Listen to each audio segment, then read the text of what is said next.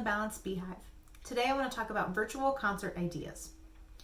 Maybe you are planning for a future concert, maybe you've got one coming up soon, or maybe you've had a last minute change of plans and need some quick ideas.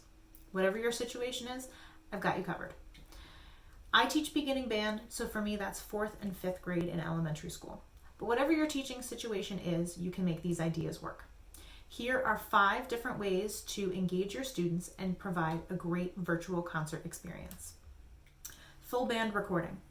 I used this option last spring with a small group of 5th grade students. Each student had their own part in the band arrangement that we were performing. The way that I did this was that students recorded just their audio, and then I assembled all of their files into one track in GarageBand. After that, we did a Zoom meeting where each student muted themselves and I played the audio recording for them and they all played along, and I recorded the video of that Zoom meeting. So then I took the audio track from GarageBand and put it together with the video file from the Zoom meeting. I assembled all that into iMovie for a final product of a video that we could either show at a concert on a specific day and time or put online on YouTube or the school district website for later viewing. Full band live performance. The end result of this option is a little bit different than the others. Like in the full band recording, each student has their part of the band arrangement. During a scheduled concert, you as the teacher will play an audio file. That could be the recording of the students performing the piece, or maybe the sample recording from the publisher's website with their permission.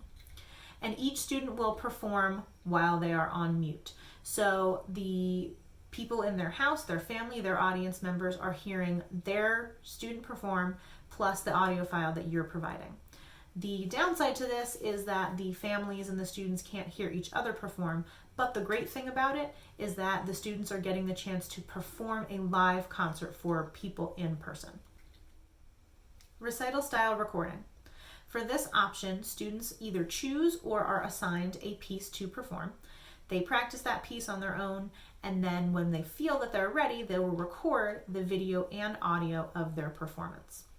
I would definitely make sure that you allow enough time between the deadline that you're setting for your students to submit videos and the date that you have your concert or you're presenting this performance. So once all of the students submit their videos, then you can assemble them into one long video that's a recital style. I did this in iMovie. And then of course you can present this during a scheduled concert or put it online for later viewing. Recital style live performance. This option is similar to the recital style recording, where each student is rehearsing their own individual piece of music. However, this is a live performance, so on your virtual concert, the student is going to perform live for that audience. In-person recording.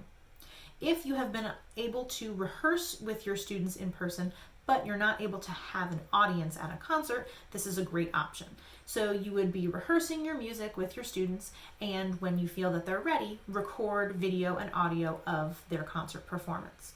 Then you have a video that you can present at a scheduled concert or put online for later viewing.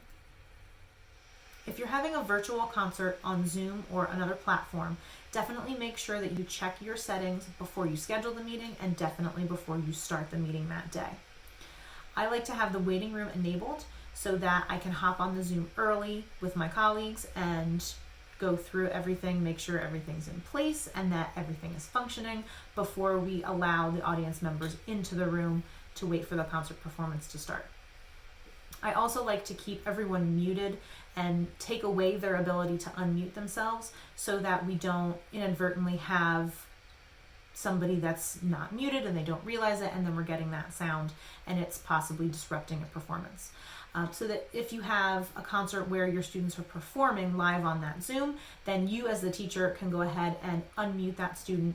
They do their performance and then you can mute them again when they're finished.